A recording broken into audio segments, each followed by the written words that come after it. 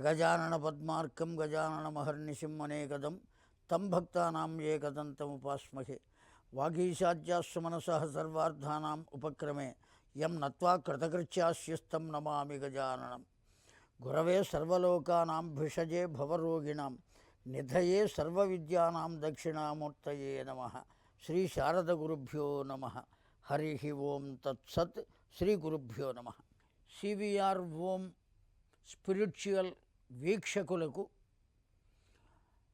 వసంత పంచమి శుభాకాంక్షలు తెలియజేస్తూ, ఈరోజు దివ్యమైనటువంటి రోజు వసంత పంచమి, భవ్యమైనటువంటి పండుగ. ఈ వసంత పంచమిలో వాస్తవానికి ఉన్నటువంటి విషయం వేరు, ఇప్పుడు ప్రవేశించినటువంటి విషయం వేరు. కొన్ని పండుగలలో తరువాత కొన్ని సంప్రదాయాలను అనుసరించి అనేకములైనటువంటి విషయములు వాస్తవికమైన విషయములలో ప్రవేశించినాయి. అలా మనం అసలైనటువంటి విషయాన్ని వదిలిపెట్టి కొసరుగా వచ్చినటువంటి వాటిని స్వీకరిస్తున్నాం, వాటితోనే ఆనందాన్ని పొందుతున్నాం, అవే అనుకుని భ్రమపడుతూ ఉంటున్నాం. వసంత ఋతువులో వచ్చేటువంటి ఆ పంచమిని వసంత పంచమి అంటారు కదా అని కొంతమంది వాదన ఉన్నది. దానికి దీనికి సంబంధం లేదు. అసలు విషయానికి వద్దాం. మనం దక్షుడు చేస్తున్నటువంటి యజ్ఞాన్ని దర్శించడానికి దక్షుని పుత్రిక అయినటువంటి సతీదేవి వెళ్ళింది. ఆ సతీదేవి సాక్షాత్తు పరమేశ్వరుని యొక్క భార్య, ఆయన యొక్క శక్తి. పరమేశ్వరుడు ఎంత చెప్పినా వినకుండా అక్కడికి వెళ్ళింది. ఈశ్వరుని మీద ఉండేటువంటి స్పర్ధ చేత దక్షుడు ఆమెను అనేక రకాలుగా నిందించాడు. నా భర్త యొక్క నిందను విన్నటువంటి ఈ శరీరం ఉండరాదు అని అగ్నిలో నిలబడింది ఆ తల్లి సతీదేవి. ఆ తరువాత ఒంటరి అయ్యాడు పరమేశ్వరుడు. మధ్యలో చాలా పెద్ద కథ ఉన్నది, అదంతా మనకిప్పుడు అప్రస్తుతం. ఒంటరి అయ్యాడు పరమేశ్వరుడు. ఈ స్థితిలో తారకాసురుడు అనబడేటువంటి రాక్షసుడు లోకాలను చిన్నాభిన్నం చేస్తున్నాడు. 3 లోకాలను, స్వర్గ మర్త్య పాతాళ లోకాలు. పాతాళమేంటూ అతడు పరిపాలించే రాజ్యమే. మర్త్యలోకాన్ని పాడు చేస్తున్నాడు, స్వర్గలోకాన్ని పాడు చేస్తున్నాడు, తానే రాజునని ప్రకటిస్తున్నాడు. ఇటువంటి స్థితిలో దేవతలు అతడితో గెలవలేక, అతడితో యుద్ధం చెయ్యలేక బ్రహ్మదేవుని ప్రార్థించారు. ఈ తారకాసురునకు ఒక వరం ఉన్నది. బ్రహ్మదేవుని గురించే తపస్సు చేశాడు. ఆ తపస్సు చేస్తే బ్రహ్మదేవుడు ప్రత్యక్షమైతే నాకు వరం కావాలి అంటే, ఏం వరం కావాలో కోరుకోవయ్యా ఇస్తా. మరణం లేకుండా వరం ఇవ్వమన్నాడు. మరణం లేకుండా వరం ఇవ్వటం అనేది కుదరదయ్యా, ఎట్టి పరిస్థితుల్లోనూ కుదరదు. జాతస్య హి ధ్రువో మృత్యు ధ్రువం జన్మ మృతస్య చ. ఖచ్చితంగా మరణించి తీరవలసిందే అని చెప్పారు. ఆ కారణం చేత ఏం చేయాలి ఇప్పుడు? తప్పనిసరిగా తాను మరణించకుండా ఉండాలి కనుక ఒక ఆలోచన చేశాడు తారకాసురుడు. ఈశ్వర వీర్య సంభూతుడైనటువంటి పుత్రుని చేతనే నాకు మరణం ఉండేటట్లుగా వరం ఇవ్వమన్నాడు. తథాస్తు అన్నాడు బ్రహ్మదేవుడు. వెళ్ళిపోయాడు. ఎవరో ఒకరి చేత మరణాన్ని కోరుకున్నాడు కదా, చాలు అనుకున్నాడు బ్రహ్మదేవుడు. వెళ్ళిపోయాడు అక్కడి నుంచి. వరం ఇచ్చాడు, వెళ్ళిపోయాడు. తన పని అయిపోయింది. తపస్సుకు తగిన వరం. అయితే అతడు చేసేటువంటి దురాగతాలు దేవతలు తట్టుకోలేకపోతున్నారు. అటువంటి పరిస్థితుల్లో ఏం చేయాలి? ఏం వరం ఇచ్చాడో తెలుసుకున్నారు బ్రహ్మదేవుడు. ఆ బ్రహ్మదేవుడు ఇచ్చిన వరాన్ని గురించి తెలుసుకుని ఇప్పుడు పరమేశ్వరుడు ఒంటరిగా ఉన్నాడు కనుక అతడు వివాహం చేసుకోవాలి. ఆ వివాహం అయిన తరువాత అతడికో సంతానం కలగాలి. ఆ సంతానము వచ్చి రాక్షసులను ఛేదించాలి, ఈ తారకాసురుణ్ణి సంహరించాలి. అప్పటికి కానీ దేవతలకు విముక్తి కలిగే అవకాశం లేదు. ఆ కారణం చేత బ్రహ్మదేవునే ప్రార్థించారు. ఏం చేయాలయ్యా, మీరు ఒక్క పని చేయండి, మన్మధుణ్ణి పరమేశ్వరుని వద్దకు పంపండి. సతీదేవి ఎప్పుడైతే అగ్నికి ఆహుతి అయ్యిందో ఆమెయే సాక్షాత్తు జగన్మాతయే హిమవంతుని ఇంట పుత్రికగా పుట్టింది. పార్వతి అని పిలుస్తున్నాం. ఆ పార్వతీదేవిని పరమేశ్వరుని వద్ద సేవ చేయడానికి పంపండి. అదే సమయంలో మన్మధుణ్ణి అక్కడికి పంపండి ఒప్పించి. ఆ మన్మధుడు వేసేటువంటి బాణముల వల్ల పరమేశ్వరుని మనస్సు చెలించి పార్వతీదేవిని వివాహం చేసుకుంటాడు. ఆ పార్వతీదేవి వల్ల అతడికి సంతానం కలుగుతుంది. ఆ సంతానము తారకాసురుణ్ణి సంహరిస్తుంది అని ఈ దేవతలంతా కలిసి దేవవర్గంలోనే ఉన్నటువంటి మన్మధుని వద్దకు వెళ్ళారు. ఆ మన్మధుణ్ణి అనేక రకాలుగా కీర్తించారు. నీవు అంతవాడివి ఇంతవాడివని బాగా పొగిడారు. అన్ని పొగడ్తలతో పొంగిపోయినటువంటి మన్మధుడు ఏం చేయాలో చెప్పండి, నా పంచబాణముల వల్ల పరమేశ్వరుడు కూడా ఆగలేడు అని అన్నాడు. మాకు కూడా కావలసింది అదేనయ్యా, కనుక నీవు వెళ్ళి పరమేశ్వరుని యొక్క మనస్సు మార్చి అతడు వివాహం చేసుకునేట్లుగా చూడవలే. మా ప్రయత్నం చేత మేము హిమవంతుని పుత్రిక అయిన పార్వతిని అక్కడికి చేరుస్తాం. నీవు ఆయన మనస్సు ఆమె పైన పడేటట్లుగా నీవు చూడు. వాళ్ళిద్దరికీ వివాహం అయితే చాలు, మా బాధలు గట్టెక్కుతాయి అని చెప్పాడు. దేవతలంతా ప్రార్థించారు. అతడికి అత్యావశ్యకమైనటువంటి వాడు ఒకడున్నాడు స్నేహితుడు మన్మధునకు. ఎవరయ్యా అతడు అంటే వసంతుడు అని అంటారు. ఆ వసంతుడు అనబడేటువంటి వాడిని వెంట లేకుండా మన్మధుడు ఏమీ చేయలేడు. వసంతుడు ఏం చేస్తాడయ్యా, మన్మధుడు ఎక్కడికి వెళ్ళాడో అక్కడికి ముందుగానే వెళ్ళి అతడు చేయవలసినటువంటి పనికి కావలసిన వాతావరణం మొత్తాన్ని ఏర్పాటు చేస్తాడు వసంతుడు. కనుక ఆ వసంతుడు అక్కడికి వెళ్ళాలి. వెళ్ళి కావలసిన వాతావరణాన్ని ఏర్పాటు చేశాడు. రతీదేవిని వెంటబెట్టుకుని మన్మధుడు పరమేశ్వరుడు హిమాలయ పర్వతాల్లో ఎక్కడ తపస్సు చేస్తున్నాడో అక్కడికి వెళ్ళాడు. ఎప్పుడు చూస్తాడా పరమేశ్వరుడు ఆ పార్వతి వైపు, అప్పుడు ఓ బాణం వేద్దామని ఎదురు చూస్తున్నాడు, కాచుకుని కూర్చున్నాడు. పొరపాటున ఒక్క రోజున పరమేశ్వరుడు తల ఎత్తి చూచాడు పార్వతి వైపు. ఈ సమయం చాలు అనుకున్నాడు, బాణం వేశాడు. పుష్పబాణుడు 5 బాణములు ఉంటాయి కోర్సులాగా. మొదటి బాణం, రెండో బాణం, మూడో బాణం, 4వ బాణం ఇట్లా వేసేస్తున్నాడు. వేసేస్తుంటే ఆ మన్మధుని బాణాల వల్ల పరమేశ్వరుని యొక్క మనస్సు చెలించింది. అమ్మా ఎవరు నీవు అని అడగబోయి అమ్మాయి అని పిలిచాడు, సంబోధించాడు. ఆమె చెయ్యి పట్టుకున్నాడు, ఆమె వద్దకు వెళ్ళాడు. ఇంత అరమొట్పు కన్నులతో కూర్చుని తపస్సు చేస్తున్నటువంటి పరమేశ్వరుడు కూడా ఈ విధంగా ప్రవర్తించి, పరమేశ్వరుడు గనుక తనను తాను సంభాళించుకుని నాకు ఇటువంటి ఆలోచన ఎందువల్ల కలిగింది అని ప్రశ్న వేసుకున్నాడు. ఎందువల్ల కలిగింది? ఇక్కడ ఎక్కడో మన్మధుడు ఉండి ఉంటాడు, ఆ మన్మధుడే ఈ పని చేస్తాడు కదా అని ఆలోచించాడు. చూస్తున్నాడు, పరికిస్తున్నాడు ఎక్కడ మన్మధుడు ఉన్నాడా అని. ఆ మన్మధుడు కూడా నా చేత ప్రయోగింపబడినటువంటి బాణం ఆ బాణం పని చేస్తున్నదా లేదా, శివుని పరిస్థితి ఎలా ఉన్నది అని చూడడం కోసం తొంగి తొంగి చెట్టు చాటు నుంచి చూస్తున్నాడు. పరమేశ్వరుని కంటికి కనపడ్డాడు. మన్మథ ఎంత పని చేశావయ్యా, నా తపస్సును భంగపరిచావు కదా అని ఆగ్రహం కలిగి 3వ కన్ను తెరిచాడు. ఆ మన్మధుడు కాస్త భస్మమైపోయాడండి. ఎప్పుడైతే భస్మమైపోయాడో అతని భార్య రతీదేవి పరుగు పరుగున వచ్చి పరమేశ్వరుని పాదాల మీద పడి నమస్కరించింది. కారణం ఏమంటే అండి, మన్మధుడే లేకపోతే లోకంలో ప్రేమ అనబడేటువంటి 2 అక్షరములు కలిగిన పదం ఉండదు. ఒక మనిషి పట్ల ఒక మనిషికి ప్రేమ జనించింది అంటే మన్మథుని యొక్క దివ్యాశీర్వచనం చేతనే.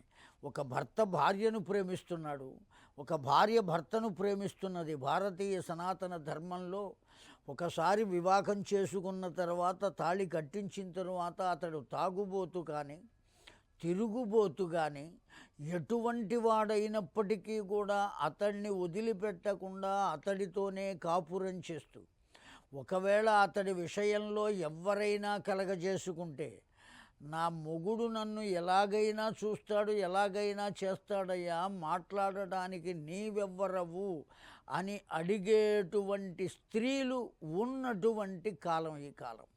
అంత దివ్యత్వాన్ని పొంది ఉన్నారు స్త్రీలు. నా భర్త తాగుతాడు, తిరుగుతాడు, అతడిష్టం, నువ్వెవరివి మాట్లాడడానికి? అడిగినా తన్నినా కొట్టినా తిట్టినా నేను తిట్టాలి, నీకేం హక్కు ఉన్నదయ్యా బయటవాడవు అని తన భర్తను వెనుక వేసుకు వచ్చేటువంటి స్త్రీలు భారతదేశంలో ఉన్నారండి. కనుకనే వాళ్ళను పతివ్రతలు అని అంటారు. కనుక ఆ రతీదేవి పరమేశ్వరుడితో చెప్పింది ఈ మాట.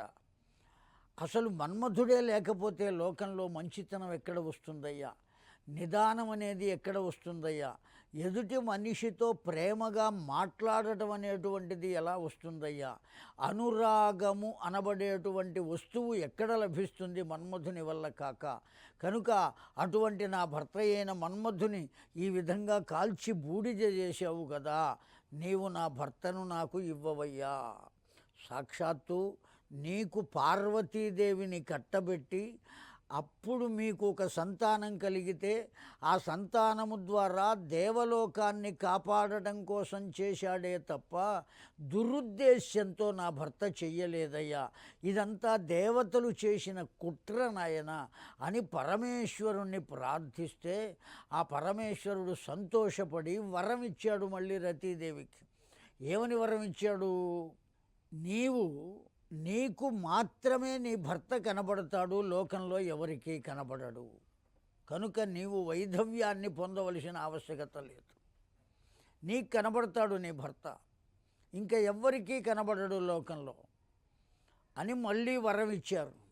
ఆ వరం కూడా పరిపూర్ణంగా లేదు, ఆమెకు మాత్రమే కనపడతాడు. అందుకనే మన్మథునకు అనంగుడు అనే పేరు ఉన్నది. అనంగుడు అంటే శరీరము లేనివాడు అని అర్థం.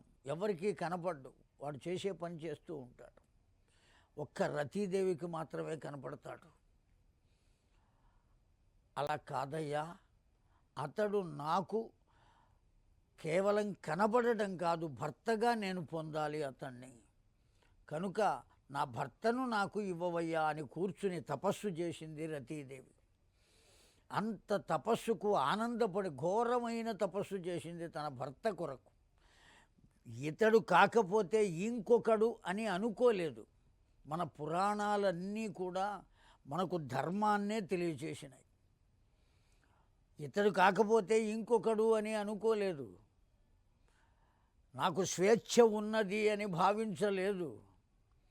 ఆ కారణం చేత ఆమె తపస్సుకు ఆనందపడినటువంటి పరమేశ్వరుడు ప్రత్యక్షమై నీకేం వరం కావాలో కోరుకో అంటే, నా భర్తను నేను పొందాలయ్యా, కేవలం కనబడటం కాదు, ఉన్నాడు అని కనబడటం కాక నా భర్తను నేను పొందాలి.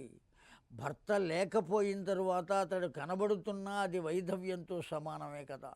కనుక నీవు నా భర్తను నాకు అందించవయ్యా అని ప్రార్థించింది. అప్పుడు పరమేశ్వరుడు ఒక వరం ఇచ్చాడు. నేను వివాహం చేసుకుని, నా వివాహం కోసమే కదా నీ భర్త ప్రయత్నం చేసింది, నేను వివాహం చేసుకుని నాకు కూడా సంతానం కలిగి నేను ఆనందంగా ఉన్న రోజున మన్మథుడు మరల అవతరిస్తాడు అని చెప్పారు. ఆ తరువాత ఆ పార్వతీదేవిని పరమేశ్వరుడు అనేక రకాల పరీక్షలతో ఆమెను పరీక్షించి ఆమెను ఇష్టపడి తానే తనంతట తాను సప్తఋషులను హిమవంతుని వద్దకు పంపి మేనకాదేవిని ఒప్పించడానికి సప్తఋషులు ఎంత బాధపడ్డారో. ఆ సప్తఋషులలో అంగీరసుడు అనేటువంటి ఋషుడు ఉన్నాడు. ఆ అంగిరసుడు చాలా గొప్పవాట. అథ అంగిరసం అగ్రణ్యం ఉదాహరణ వస్తుషు ఋషయ చోదయామాసు సచ ప్రాకమహీధరం అని ఉన్నది. అయ్యా, అన్ని మాటలు మాట్లాడటంలో నువ్వు మంచివాడవు, గొప్పవాడవు, తెలివిగలవాడవు కదా, నీవే వెళ్ళి ముందు మాట్లాడవయ్యా అని అంగిరసుణ్ణి ముందుకు తోశారు ఈ సప్త ఋషులలో మిగిలినటువంటి 6 కూడా. అలా పంపించారు. ఆ అంగిరసుడు వెళ్ళి చెప్పాడు, అనేక విషయాలుగా ఈశ్వరుణ్ణి వర్ణించాడండి. ఆ అంగిరసుడు వర్ణించిన ఈశ్వర వర్ణన చాలా గొప్పది. హరవిలాసం చాలా దివ్యమైనటువంటి కావ్యం కనుక అంత దివ్యంగా పరమేశ్వరుని యొక్క దివ్యత్వాన్ని వర్ణించాడు అంగిరసుడు. కడకు ఏదో ఒక విధంగా అంగీకరింపజేశారు వివాహానికి.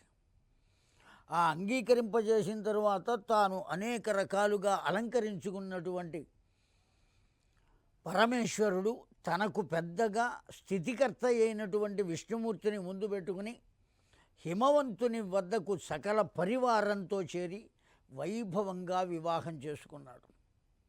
ఆ వివాహం చేసుకున్న తరువాత కలిగినటువంటి పిల్లవాడే కుమారస్వామి. ఎప్పుడైతే పిల్లవాడు కలిగాడో ఇప్పుడు పరమమైన ఆనందంగా ఉన్నాడు పరమేశ్వరుడు. ఇంత ఆనందాన్ని పొందినటువంటి సందర్భంలో మన్మధుడు మళ్ళా అవతరిస్తారు అని చెప్పారు కదా. ఆ సందర్భంలో మన్మధుడు మరలా అవతరించాడు. ఎప్పుడైతే మన్మధుడు మరలా అవతరించాడో అతడితో పాటు వసంతుడు వచ్చాడు. ఆ రోజు పంచమి తిథి. ఆ కారణం చేత ఎప్పుడైతే వసంతుడు వస్తాడో లోకంలో అందరి హృదయాలలోనూ వసంతం వెళ్ళి విరుస్తుంది. మన్మధుడు ఎక్కడ ఉంటే అక్కడ వసంతుడు ఉంటాడు, వసంతుడు ఎక్కడ ఉంటే అక్కడ మన్మధుడు ఉంటాడు. మన్మధుడు లేకపోతే వసంతుడు ఉండే అవకాశం లేదు, వసంతుడు లేకపోతే మన్మధుడు ఉండే అవకాశం లేదు. ఏం చేసినా పని కాదు. కనుక ఆ రోజున ఆ పంచమి నాడు మన్మధుడు అవతరించాడు, అతడితో పాటు వసంతుడు కూడా వచ్చాడు. ఆ పంచమి కనుక దానికి వసంత పంచమి అని పేరు. అందరి హృదయాలలో ఆనందాన్ని నింపినటువంటిది. అంతేకాదు అమ్మవారు అవతరించింది కూడా, సరస్వతీదేవిగా అవతరించింది కూడా పంచమే. ఆ సరస్వతీదేవి ఏ స్వరూపము అంటే జ్ఞానము యొక్క స్వరూపం. మనిషికి వాస్తవమైనటువంటి ఆనందం దేనివల్ల కలుగుతుంది అంటే జ్ఞానము వల్ల మాత్రమే శాశ్వతమైన ఆనందం కలుగుతుంది. అజ్ఞానంతో అనేక రకాలైన కర్మలు చేసి పైశాచిక ఆనందాన్ని పొందేవాళ్ళు లోకంలో చాలామంది ఉన్నారు. పెద్దలను నిందించడం, మంచిని విమర్శించడం, మంచి చెప్పవద్దు అని ఎదురు తిరగటం, వీటిని అన్నిటినీ ఏమంటారు అంటే పైశాచిక ఆనందము అని అంటారు. ఈ పైశాచిక ఆనందం పొందేటువంటి వాళ్ళు లోకంలో ఉండవచ్చు. రాత్రి పొగలు ఎలా అయితే ఉన్నదో దుర్మార్గము సన్మార్గము రెండూ ఉండాలండి. మంచినీరు ఉన్నట్టే మురుగునీరు కూడా ఉండాలి. మురుగునీరు ఉన్నప్పుడే మంచినీటి యొక్క విలువ తెలుస్తుంది మనకు. దుర్మార్గం ఉన్నప్పుడే సన్మార్గము యొక్క విలువ పెరుగుతుంది. ఆ విధంగా మనం ఆలోచించుకోవాలి. అంత దివ్యమైనటువంటి జ్ఞానమును ఎప్పుడైతే పొందుతామో ఆ జ్ఞానమును పొందినప్పుడే మనం ఆనందంగా ఉంటాం. ఆ జ్ఞానం వల్ల మన మనస్సు విశాలమవుతుంది. ఆ మనస్సు చుట్టూ ఉన్నటువంటి ఇంద్రియములు వాటంతటవి చచ్చుబడి కదలకుండా ఉంటాయి విశేషమైన జ్ఞానం వల్ల. ఆ కోరికల జోలికి వెళ్లకుండా ఉంటాయి ఆ ఇంద్రియాలు. ఎప్పుడైతే ఇంద్రియాలు మనస్సు జోలికి వెళ్లకుండా ఉన్నాయో మనస్సు ప్రశాంతంగా ఉంటుంది, నిర్మలంగా ఉంటుంది. ఎలా ఉంటుంది అంటే రాయి పడకుండా నిర్మలంగా ఉండే సరస్సు ఎలా ఉంటుందో, ఒక చిన్న రాయి అందులో వేసినా సరస్సు కదులుతుంది, తరంగాలు వచ్చినట్టు వస్తాయి.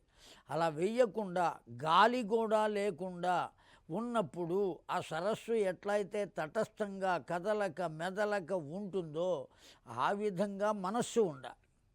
అటువంటి స్థితి ఎప్పుడు కలుగుతుంది? జ్ఞానం కలిగినప్పుడు మాత్రమే కలుగుతుంది.